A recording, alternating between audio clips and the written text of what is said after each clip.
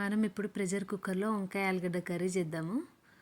First కుక్కర్లో onion వేసుకొని కొంచెం ఎర్రగా అయిందాక ఫ్రై చేసుకోవాలి. నేనైతే ఒక 2 మీడియం సైజ్ ఆనియన్స్ కట్ చేసుకున్నా. ఆనియన్ కొంచెం సాఫ్ట్ అయిన తర్వాత అల్లం వెల్లిగడ్డ పేస్ట్ వేసుకొని కొంచెం ఫ్రై చేసుకోవాలి. అలా ఫ్రై చేసుకున్న తర్వాత అల్లం వెల్లిగడ్డ అంతా ఎర్రగా అయిన తర్వాత ఇప్పుడు మనము అందులోకి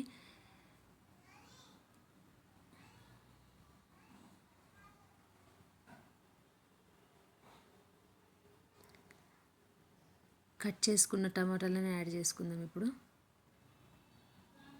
మా ఇంట్లో చాలా మెంబర్స్ కాబట్టి నేను కొంచెం టమాటాలు ఎక్కువనే తీసుకున్నాను. ఆ టమాటాలలో ఉప్పు పసుపు వేసుకొని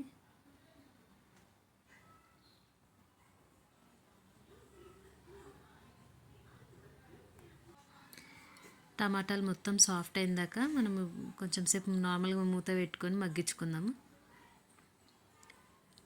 అట్లా ముందుగా మగ్గించుకోకపోతే మళ్ళీ తర్వాత చూస్తే అంత కాయలు కాయలు ఉండిపోతుంది టమాటా అంతా. అందుకే మనం కొంచెం ఫస్ట్ మూత పెట్టుకొని కొంచెం టమాటా సాఫ్ట్ అయిన దాకా చూసుకుందాం.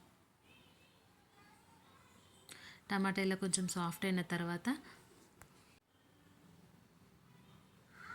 టమాటా ఇలా కొంచెం మెత్తగా అవ్వగానే కొంచెం మనం కారము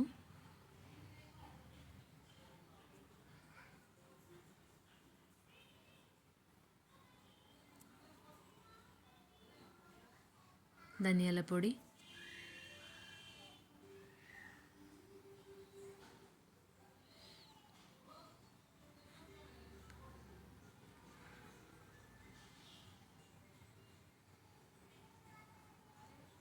ఇప్పుడు అందులో కొంచెం మనం కట్ చేసి పెట్టుకున్న వంకాయలు వేసుకుందాము. ఆలుగడ్డ కూడా వేసుకోవాలి. మొత్తం కలుపుకొని మనకి గ్రేవీ కన్సిస్టెన్సీ ఎంత కావాలో దానికి సరిపడా నేనైతే ఒక టీ గ్లాస్ వాటర్ వేసుకుంటున్నాను. ఎందుకంటే ప్రెషర్ కుక్కర్లో కాబట్టి మనకు వాటర్ ఎక్కువ పడదు.